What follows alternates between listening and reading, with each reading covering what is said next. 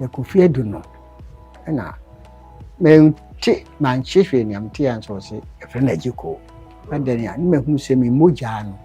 na ama atwe no wo de asesa ne din Agya Koo no ate so wo Agya Koo no kwa de ne da ho da dan da ho de ne ba enti anu na twe no se efre na Agya Koo so no kwase ni beto ne se me ba no so okoko so tuntum so tenten so tiawa menene se me hu bida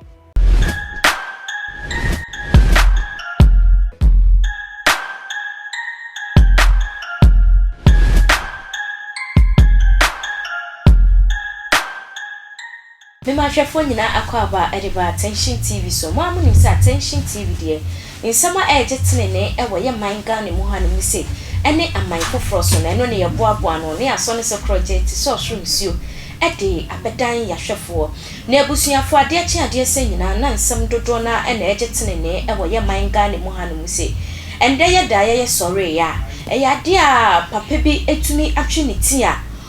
papa yi ekeka ne nsem bi se eya de a ose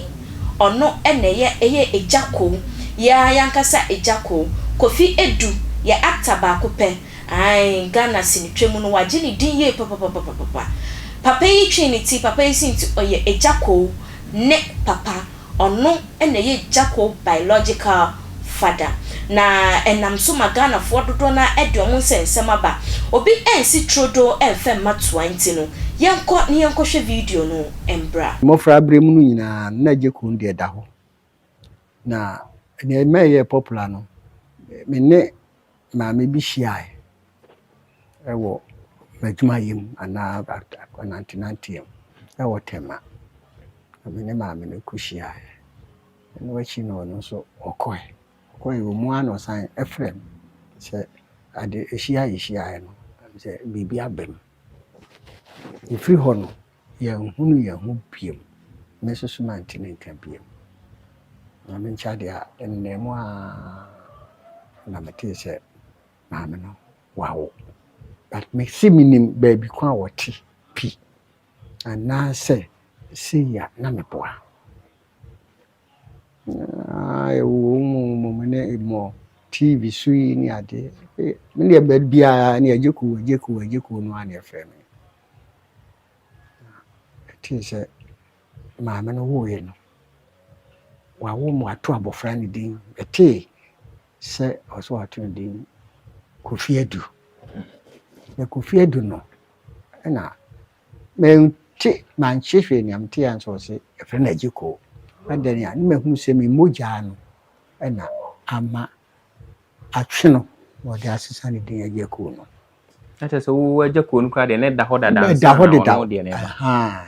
enti anu na twe no se efre na Agya Koo so no kwase ni beto ne se me ba no so okoko so tuntum so tenten so tiawa menene se me hu bida enti me wo TV bi na wo me ho na me to ne cassette ni bi me de hjem na me tena so na me hu Agya Koo no se pa ntumi ache se ayeme ayro ho ne yi kakra ene mu ne ma beto de me ne na ni ye na da na nkofo bi same ye bi sam ye de me kokufu du ya ho na me ta ko ye se ye de me ko isi FM na me ko ne anko ye rich na me so de bi mewe me si me kwakwaje me Kofi Eku pension card no me kwaje na fi gbedire me de be ya fi me mei obi papa e kwa ba wa ma papa e kwa ti ma me so agen kran ye de me yo na fi idea ho ti e benti me man kwa betonne no so nkofo ya sofo bi kra ba be fami ene me ko si enjo ne be frɛ no na ka waba dikwa emaso aha ne wo kufu ayi sama hayi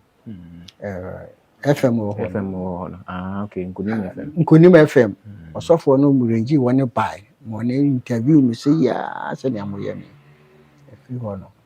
ama enti so mi jai hoko ko se mi ko na mi dwanto enko ma me ba no se bia me ne ma nhwe ne kira kwan ana ne tesa na me se de bi se ne papa no so ni film ne ye ya na mi so anya wo be dream mi pa na ma hu so dream ede sabre no na ohun ni se baby a wadu ni de wakona nim nti ko kase yemfa kamera yenye we a be den nya na afi wono so obedu baby kura be kase bi a wo bra wo bo collar eton to bear oyesu meka ni ade no ende ma hwene nani wonyame adom wakonya na yi bia yo sebi tafracha se ni jimi na ma wanya bibia agina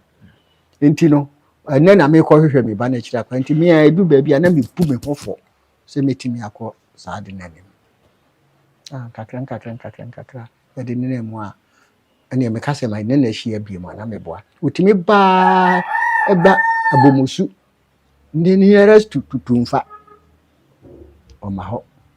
Mrs. mi ko aye wo Kumase asafo woni wo hwa na ka besi cream akiri ba wo to so bese nan usenu oni nkofo na ko yi ho no ma ka besi ye grade o se bawura sebu tumfafo wa ha nyina ma me mpapa kromfo aba o na chese oba na ngasa nim so ofri tumfa wa tise bi free tumfa but se we hia ho anane tise ma so da woni yo ya woni da no ho a wo yo apa o ka kire wie se pe no o ko da ni obi anya no interview no ni say kura amede ne mu a ndrei de bi hie tumfa malam no alaji eye ya se sade obema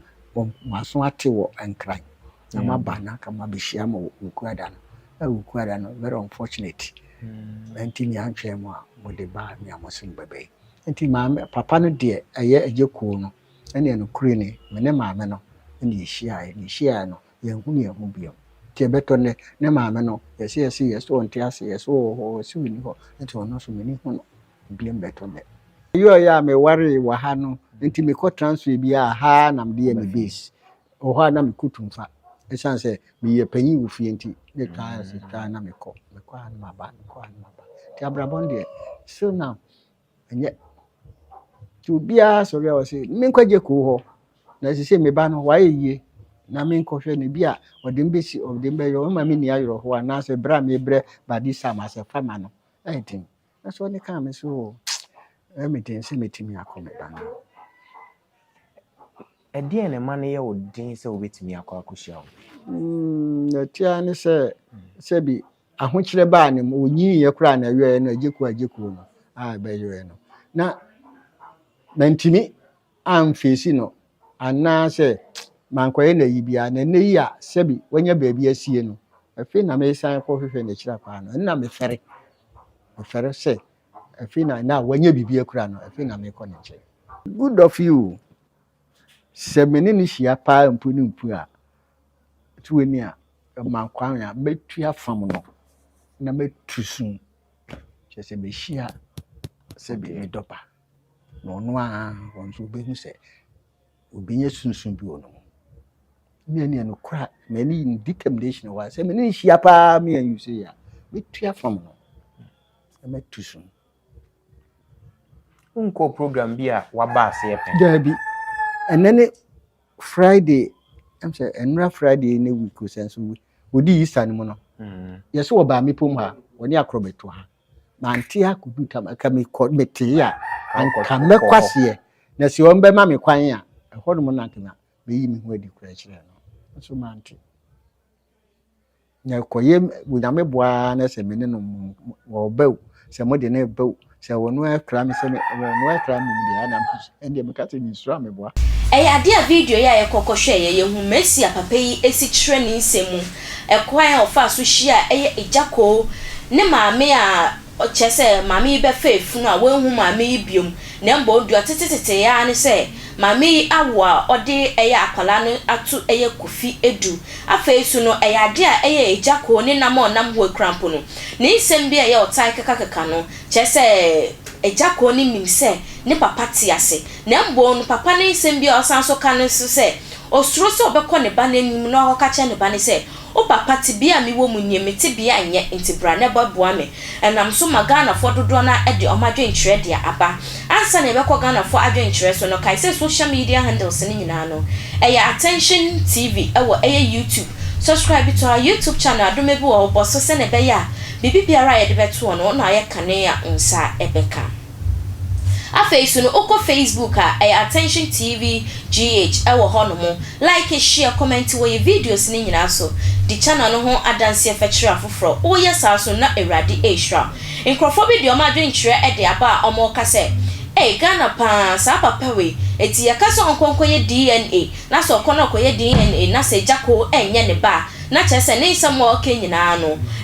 o twantro ebi mo so ka se Ghana for de se ya papa fo no mo nhwa mo mma no omo so mo mma ne enya baby papa gina no ma ba monten e ba betoato ansem e wa bonten so se ne be ya nkwala no e betumi ehu pity on them no mo so mo de mo sika ahwe mo ebi mo so ka se ewrade nhira mema pa mutumi wo mma omo nhwa mo na ebedru baby no omutumi ka se nkwale eyo mo mba ebi mo so ka se eyade a ampa utumu se papa we ni moja wo jakomu pa na ana papa ni look alike ene ye jako inti no all ka se eyade a ono no ene ye jako papa na dodo na nkrofo kan den no so wadwenkyerefo